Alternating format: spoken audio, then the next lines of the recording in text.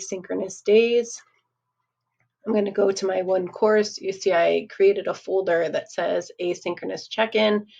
It says in this folder you'll find discussions for each asynchronous day. All you need to do is read the discussion and post one reply. You must do this on the asynchronous day to get marked present. When I open it, I'll show you. I had one class that it was on 9/9. They were asynchronous. It was this class period. Let me show you the easy thing. If I click highlight user and I scroll to the bottom, I can see there are only 2 people who did not submit a reply. Those 2 people were marked absent. Okay.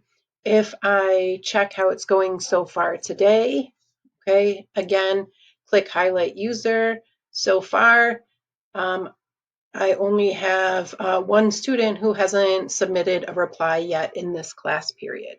So this is how I was able to easily check attendance, no downloads required.